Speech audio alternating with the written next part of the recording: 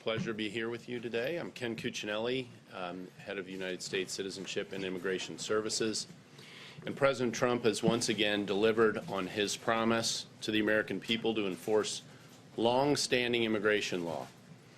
Today, USCIS, the agency I head as part of the Department of Homeland Security, has issued a rule that encourages and ensures self-reliance and self-sufficiency for those seeking to come to or to stay in the United States. It will also help promote immigrants' success in the United States as they seek opportunity here. Throughout our history, self-reliance has been a core principle in America. The virtues of perseverance, hard work, self-sufficiency laid the foundation of our nation and have defined generations of immigrants seeking opportunity in the United States. Our current law, which is generations old, recognizes that some new arrivals to our country need the help of their family and community. It requires some of those who seek to live and remain in the United States to have a sponsor who will be financially responsible for them. Case of my own family, my Italian grandfather played this role, sponsoring two of his cousins, Mario and Silvio, to come to America. Once they arrived, my grandfather wanted to make sure his cousins spoke English, certainly well enough to work, and enlisted my father in that effort as well, to make sure they could speak English well enough to work, and they did. My family worked together to ensure that they could provide for their own needs, and they never expected the government to do it for them. And this same hardworking spirit, shared by countless immigrants who've made the U.S. their home, is central to our American identity. This spirit's also been rooted for over a century, well over a century, in our immigration laws, going back to the 1800s. Since 1996, the law has required foreign nationals to rely on their own capabilities and the resources of their families, sponsors, and private organizations in their communities to succeed. However, Congress has never defined the term public charge in the law, and that term hadn't been clearly defined by regulation. Well, that is what changes today with this rule.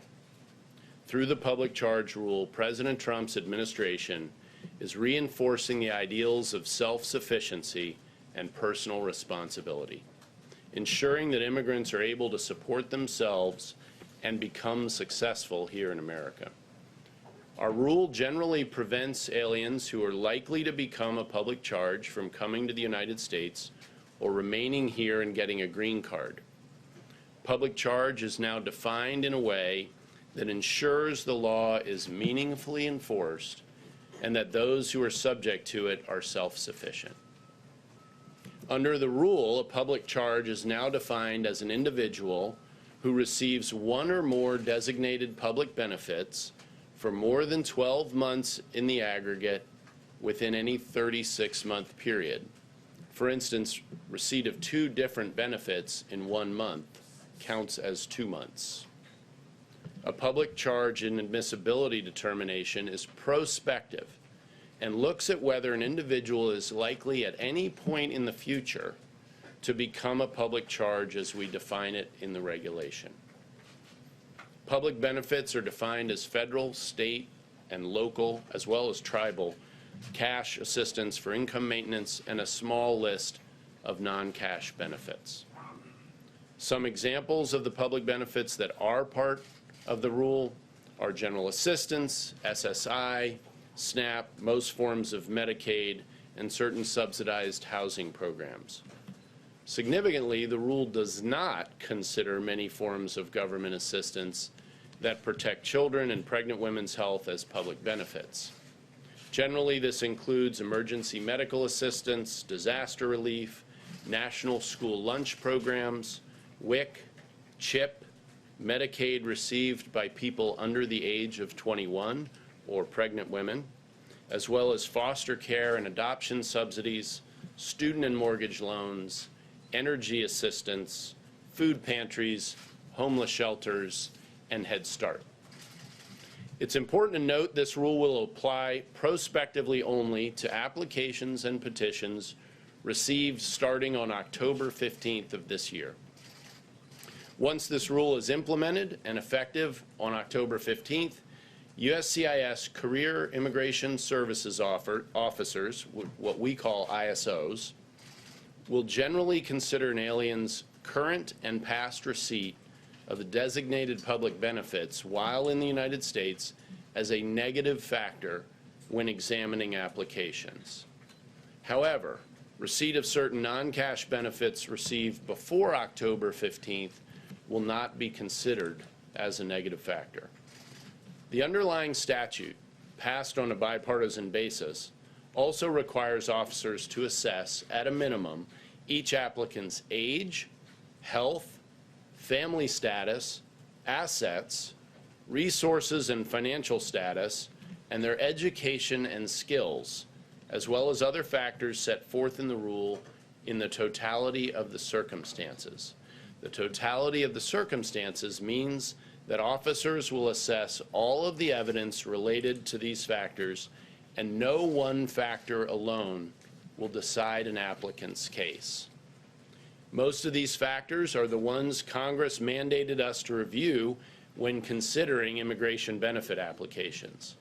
Under this final rule, USCIS will be able to objectively determine whether an applicant is likely at any time in the future to receive public benefits above the designated threshold.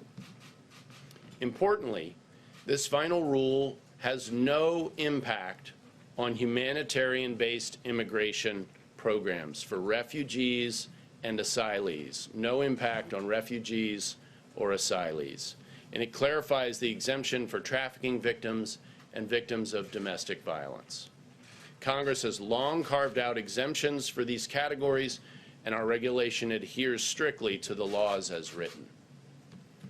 The final rule also excludes from consideration public benefits received by certain members of the U.S. Armed Forces and their spouses and children, as well as Medicaid benefits for emergency medical services. Lastly, under the final rule, USCIS can permit an applicant seeking a green card from inside the United States who's inadmissible only on the public charge ground to adjust their status to that of a legal permanent resident if they will post a public charge bond. So to conclude, I'd just note again that generations of immigrants have strengthened the foundation of our country and making positive contributions today, and we expect that to continue in the future. Through faithful execution of our nation's long-standing laws, President Trump's public charge inadmissibility rule better ensures that immigrants are able to successfully support themselves as they seek opportunity here in America. Throughout our history, Americans and legal immigrants have pulled themselves up by their bootstraps to pursue their dreams and the opportunity of this great nation. As President Trump delivers on his promise to uphold the rule of law, this administration is promoting our shared history and encouraging the core values needed to make the American dream a reality. And with that, I'm happy to take some questions. Yes, sir. Thank you, Mr. Cuccinelli. As you know, the primary focus of the President throughout his presidency has been on illegal immigration. The focus of what you just outlined in this proposed rule is on legal immigration. Yes. Why the change in focus? This is not a change in focus. This rule goes all the way back to executive orders from early in 2017. It's been a long, arduous effort. If you take a look at the fully printed item, it'll make War and Peace seem relatively short. It is very thorough in the first attempt to put into operational effect all the different factors that Congress itself has said we're supposed to consider when deciding admissibility or inadmissibility. I would also note, as the head of the agency responsible for naturalizing citizens, the step after legal permanent residency for many people, last year we swore in more American citizens than the 4 years before it, and this year I expect to see similar numbers again. So we've not at all laid off of, in the Trump administration, processing properly legal immigration. I think what you've seen and heard more discussion of illegal immigration, but we've been pressing ahead, and this rule is an example of that. Yes, ma'am. change an admission from the administration that going through some sort of route to reform legal immigration by legislation is moot? Absolutely not. Absolutely not. This is an implementation of a law passed by Congress in 1996 that has not been given a meaningful effect. 1999, some guidance was put in place with a presumption a rule would follow. The rule never followed. And so today we're issuing a rule which, as I said, for the first time, really puts meaningful meat on the bones of the 1996 law passed on a bipartisan basis. This does not substitute for congressional action in other areas. For instance, I mentioned asylees are not covered by this rule. Asylum is a major subject of focus for us in my agency, and with the crisis at the border, we've been all but begging Congress to take action to close loopholes, some of them the same as the Obama administration. That has not happened. So in this narrow area of our responsibility, we're relying on congressional direction, and we've, as I said, put meat on the bones here, I think, today. Yes, sir. Thank you. Thank you. I have two quick questions. First, I was wondering if you could give us an update on what's happening with work permits for asylum seekers, people whose cases haven't been adjudicated yet. They're being processed in the ordinary course of business. So. Is there regulation coming, though, to address this? We're working on other things within the agency right now, but I'm not prepared to speak to where those may end up today. Sorry. Yes, sir. Question, if I may ask. Oh, you did say two. All right. There were recently workplace immigration raids, and of course, President Trump, his first prison commutation went to a man who was arrested after his business failed when about 400 illegal immigrants were arrested. Did that decision to grant a prison commutation to this man send the wrong message to employers?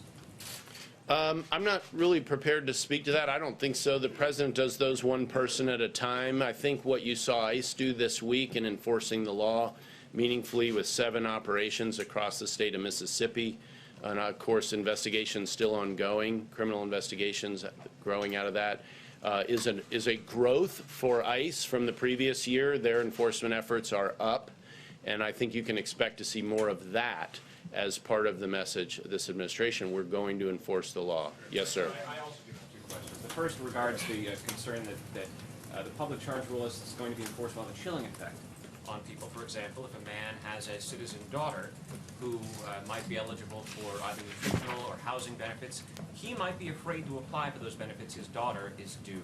How do you respond to that concern? That's an excellent question. The receipt by a citizen in the household of public benefits will not affect the consideration for a particular alien as a general matter. So the citizens in that household, again, and their receipt of public benefits don't affect consideration of an alien as a general matter. So you're not concerned about a chilling effect?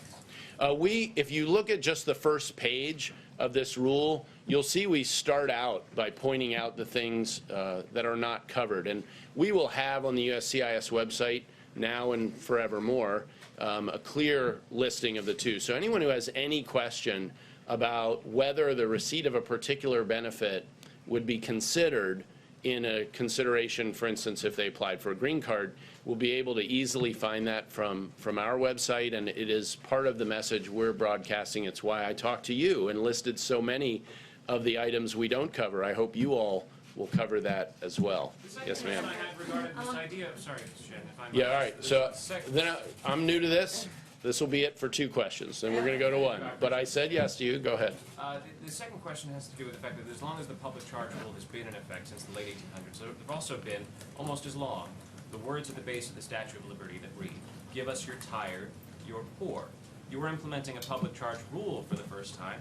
Is that sentiment, "Give us your tired, your poor," still operative in the United States, or should those words come down? Should the plaque come down off the Statue of Liberty? Well, I'm certainly not prepared to take anything down off the Statue of Liberty.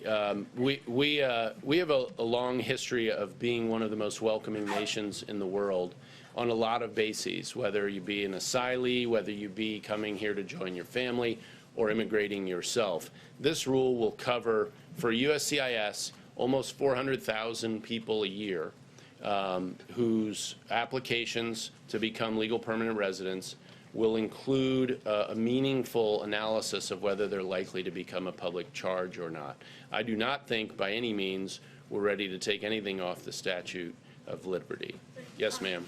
Could you elaborate a little bit on how big of an issue this is, how much this is costing U.S. taxpayers to have immigrants receiving benefits? And also, there's millions of Americans who accept public benefits. They have difficulty paying for health care on their own, for example. So why is that different for someone who's in this country legally, who's struggling to, have certain needs met here as well? So the benefit to taxpayers is a long-term benefit of seeking to ensure that our immigration system is bringing people to join us as American citizens, as legal permanent residents first, who can stand on their own 2 feet, who will not be reliant on the welfare system, especially in the age of the modern welfare state, which is so expansive and expensive, frankly. So that self-sufficiency that has been a central part of the American value set for so long is critical for us and for taxpayers going forward. That's part of the motivation for a rule like this. It's part of the benefit that goes all the way back 140 years. This rule, as I said earlier, simply puts meat on the bones of that consideration. Is there any Yes, sir. dollar amount you can give, though, but what does it cost No, the because taxpayer? the benefit for taxpayers is forward-looking. The costs we do that you'll see in this rule are costs of implementation. They're not the benefits in having more American citizens 5, 10, 20, 30 years down the road who are more self-sufficient and less dependent on the welfare state. Yes, sir. How much leeway will the case officers have when they're kind of seeing this? So obviously you said it'll have a negative score, it'll have a negative Yes. impact on their application, but will the caseworker still be able to say, John A., I know you took this benefit, but you will still be eligible for a green card, or is it pretty much, sorry, that's just the rule? No, that's an excellent question. This is a totality of circumstances test. It means that the welfare benefits we've been talking about here are one factor. I listed the others that Congress has itself put in the statute, things like age, health. We basically rely for health on the legally required medical exam. But it is career immigration services officers that are going to be making these decisions, and they're going to have to weigh all these factors together. The change under this rule is we're finally giving guidance that brings all those factors together that really hasn't been effectively done up until today. Yes, ma'am. How many refugees does the administration plan to admit in 2020? And also, are you considering eliminating the refugee program altogether? I can't imagine anyone would ever consider eliminating the refugee program altogether, and Congress would have to do that anyway. The number for next year needs to be decided by the end of September by the President, and I don't have any insight into what that number will be at this point in time. Just real quickly, Sorry. Critics are saying this policy is unfairly targeting the lower income immigrants. How do you respond to that? Well, we certainly expect people of any income to be able to stand on their own 2 feet. And so if people are not able to be self-sufficient, then this negative factor is going to bear very heavily against them in a decision about whether they'll be able to become a legal permanent resident.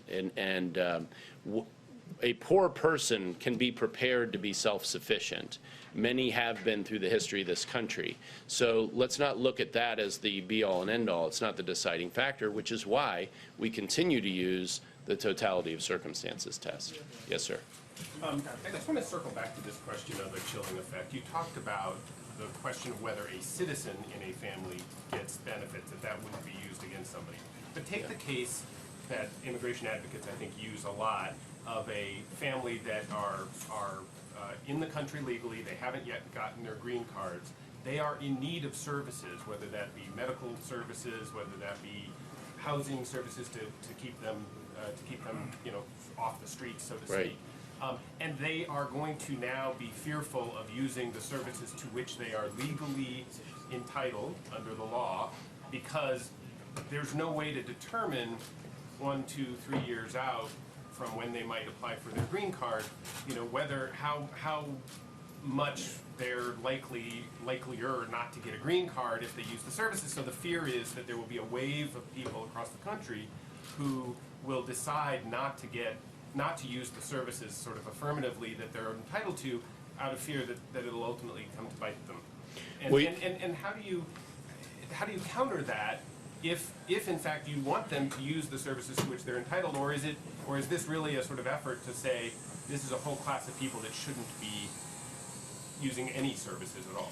Well, in your description, you described a situation where government benefits were basically allowing this family to hang on, that they're not self-sufficient.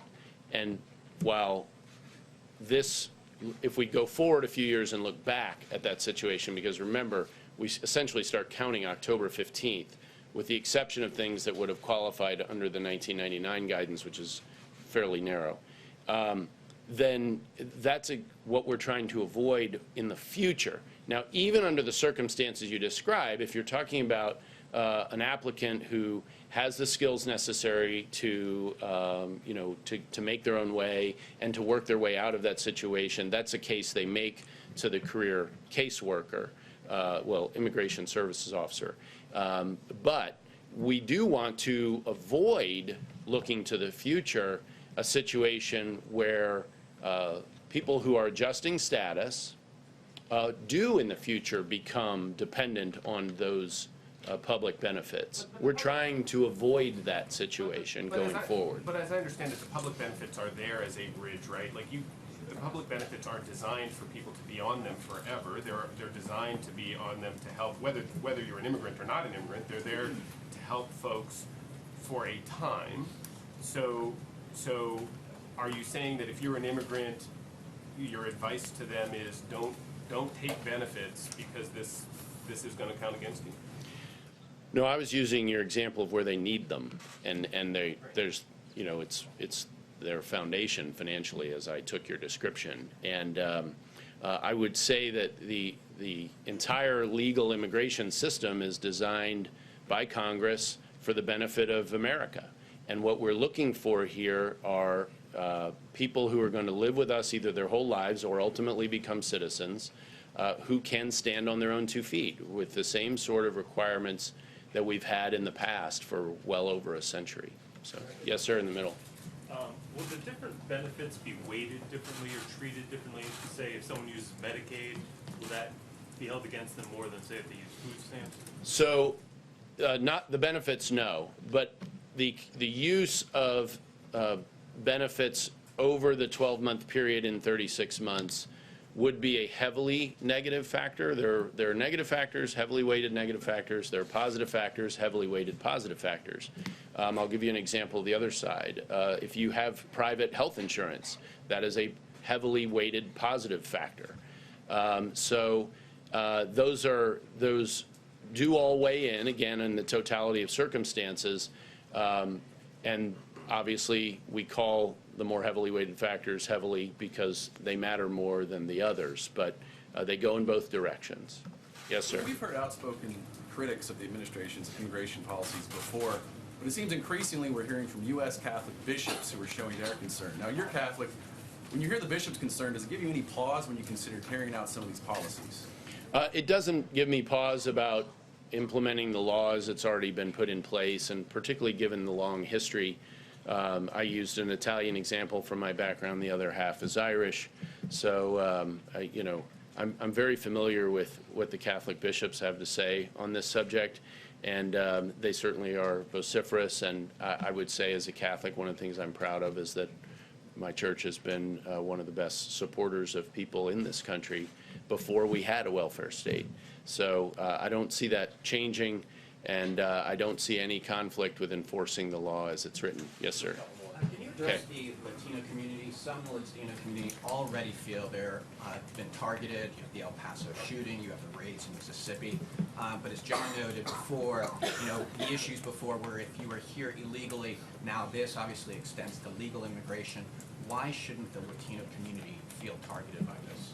Well, first of all, this is a 140-year-old legal structure. We're dealing with the most recent iteration of it, but this is not new. This was the same question might have been asked when my Italian immigrants were coming, immigrant ancestors were coming, and all through that 140 years. So we're not doing anything new here. We're simply making effective what Congress had already put on the books. So there's no reason for any particular group to feel like this is targeting them. This will apply across the This will world. apply to more Latinos than any other, likely more Latinos? Well, if we had been having this conversation 100 years ago, it would have applied to more Italians. It would have, you know, we can go, well, that's just fine. Well, I think that the divisiveness may be more rhetorical, and I hope that you all in your role will help cure that with some of how you report it. Yes, sir. I'm going to take two more. Real quick, Yeah, go right here, orange tie. Thanks, sir. Sorry, orange tie. Right here, thank you. Former Vice President Joe Biden said that the United States could easily take another 2 million refugees. He's made these kind of comments on the campaign trail. Does the Trump administration have a threshold that they would like to, how many more immigrants and asylum and refugee people that they could take? There's no comprehensive number out there at all. The only things with formal numbers are the earlier question, say about the annual refugee number. That happens every year. Of course, we're taking in, I want to say, around 1 million plus a year right now. I can't really speak to Joe Biden's personal opinion, but we don't have some target number that we're working with here, if that's your question. All right, last question. Yes, ma'am. Does this new public charge new rule impact future applications? For example, would there be a higher bar for a U.S. citizen to prove that they can financially support a family member for family-based immigrant visa? So what you would normally have in the family circumstance is you'd have an affidavit of support. So they wouldn't necessarily fall into the category of being addressed by the public charge rule, because if they have an affidavit of support, which has been scrutinized by a USCIS officer, and it is believed that sponsor can in fact support those identified at over 125% of the federal poverty guidelines, which is the standard, then that would be the end of the discussion as it relates to that sort of an application. It's an excellent question because it addresses a huge piece of legal immigration in this country. Thank you all very much.